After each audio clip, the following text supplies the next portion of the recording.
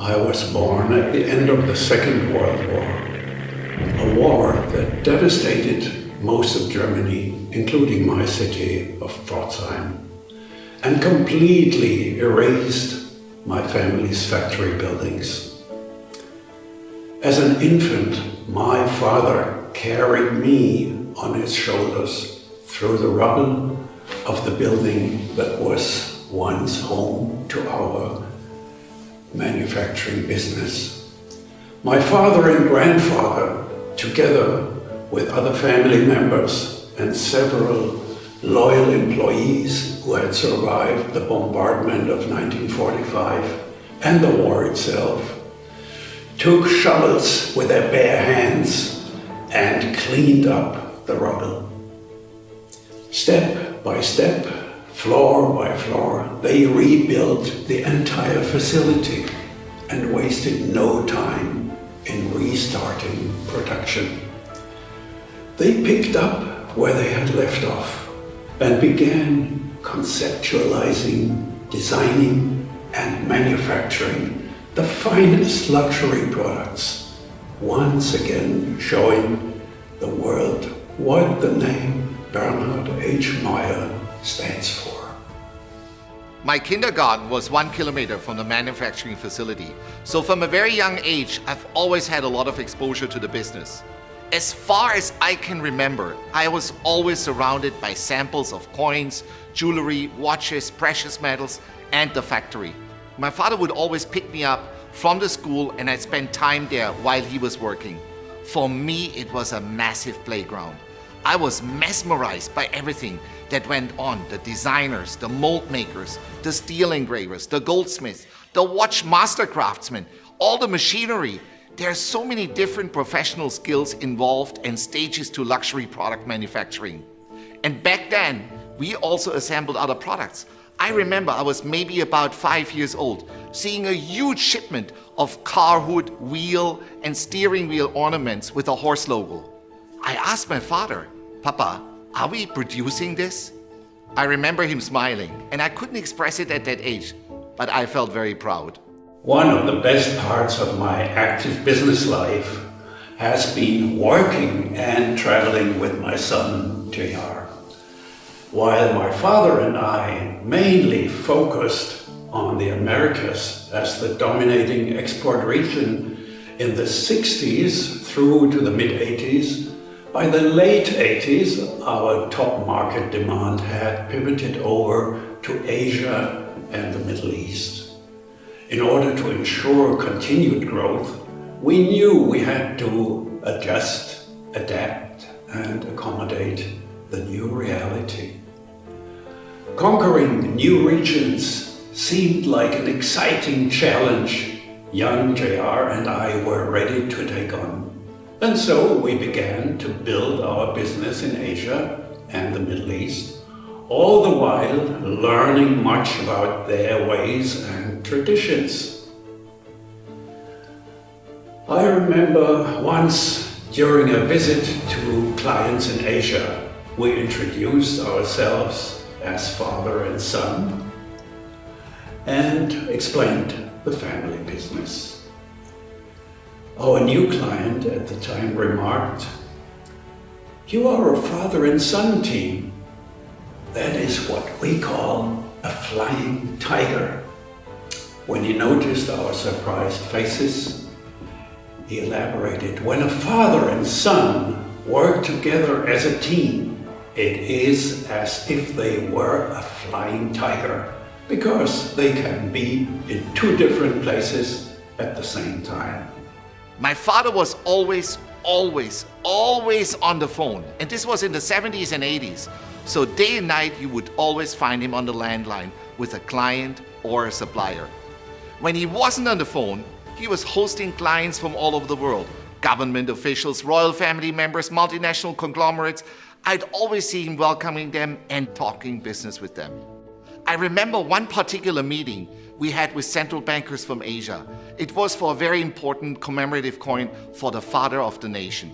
Now, when a government official requests for a coin to be minted and commissions you to do it, there's a mountain of requests to commit to. in terms of design, detail, some painful constraints in delivery time, price, and other complexities of the project itself. My father always handled it so beautifully. So seeing him in action during that meeting, the way he dealt with any and every challenge that came along, calm, focused, and always smiling. That was one of the many times where I remember being completely in awe with him. As a young man, I looked at him and I thought, I have big shoes to fill. A family business really is a 24/7 job. Whenever I take a moment to think about it, everything about it fascinates me still to this day. From around the age of 10, 15, the family business became an even more regular thing for me. At 18, I started helping out with international VIP customers. Up till that point, my involvement had been informal, and my new university life gave me more flexibility in allocating my time. I had a lot of exposure and I was often present, but there were no expectations from my father's side nor mine. When I was 22 years old, that's when everything changed. I was studying for an MBA. I was doing okay, but I had no sense of urgency, no burning desire, and no compelling reason. One day, my dad called me and said, "Fly to Asia tomorrow. Represent me in this big project. Talk to the customers and close that deal." I said yes, and my initial motivation was just go on a trip and skip uni for a week. But while I was on that trip, it's hard to describe, but I suddenly found myself completely in love with what the business was about. The factory was always a big part of my childhood, and it was just so normal to me that I took it for granted. On that trip, I suddenly became a man on a mission. I finished my studies as quickly as I could because I couldn't get enough of the working life. Right after finishing university, I was just always on the road. He was always a doer. JR has always had a respect for craftsmanship, the miracle of creating perfect products. As a boy, he never wasted any time being idle. As soon as his school holidays started, he would insist to join me at the factory. Even though he was so small and could hardly reach anything, it was impossible to take him away from the workshop. He wanted to find out everything about these mysterious machines, the master craftsmen, and the fascinating work they performed. He would spend entire days at the electroplating department. Whenever a copper or brass product was dipped into the electrolytic bath and came out covered with shiny gold or silver, he would watch in awe. I could see it in his eyes. The process absorbed him completely. He's a man of principles, a man who lives by the value of a handshake. Never, ever sacrifices his integrity for the sake of a commercial gain. He would rather lose money on a prestigious project than not deliver what he had committed to, what our brand stood for, a man of his word. He's a true luxury connoisseur with a big heart and a great talent for connecting people. And by that, I mean much more than just talking or welcoming them. To make sure everything aligns from the design stage to when the customers finally receive the watch or the jewelry in their hands. That's an enormous undertaking. The designers, the blaster mold makers, the steel engravers, all of them are strong, talented people, but also sensitive, artistic souls and minds. Engaging with multiple departments and component suppliers, there are a lot of egos to deal with, and more often than not, it comes with a high amount of resistance. I feel like I really started to get to know him when I started working with him. To me, growing up, I always see him around and he was always dad. But when I started working with him, when I saw just how great he is at what he does, that's when I got to know him as a man. Connecting all the elements, that's where my father is absolutely brilliant. And as I got to know him more, I got to know myself better. Our evolution as a brand over the past 150 years has been a fascinating journey. From my great-great-grandfather Bernhard Heinrich to now the sixth generation, my son Louis Ishwaran, each generation in the Mayer family is born with so much history. We have renewed the business many times. You can't plan for the unexpected, but the same goes for opportunity.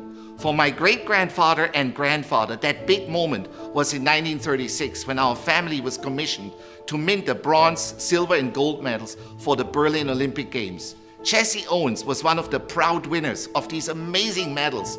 He won 4 gold ones that year. And the funny thing is, after the Olympics, he lost one of them and we had to mint a new one for him. We found out a few years later that one of the medals was sold at an auction house. Fast forward a decade, when out of total destruction, my father and grandfather revived the business, literally rebuilt it from the ground up. Our strength as a family business over the last 150 years has been based on integrity, discipline, and quality. These are our 3 core values in dealing with our customers, employees, and all business partners, while striving for perfection in our services and products. For over 100 years, we were a B2B organization. Thanks to our strategic partnership with the QI Group and the vision of Dr. Sri Vijay Ishwaran, we are now B2C with a truly global brand presence and customer base. Where luxury items were before reserved for the elite, now through Qnet, we can deliver our finest work to everyone. Going B2C with Qnet was a game changer. Many changes have and will continue to take place. The only constant is our tradition of excellence and the timeless family spirit. Because that's what makes these things we create so special, our people. There's no feeling like having millions of people love something you've created, proud to own a Bernhard H Mayer watch or jewelry. We're constantly evolving, and that's what makes it exciting to be reborn, time and time again. Now, with the dawn of a new age, my vision comprises reaching new shores, employing new ways of communication, new ways of serving the needs of mankind, and creating the finest products and services while always honoring our tradition of excellence.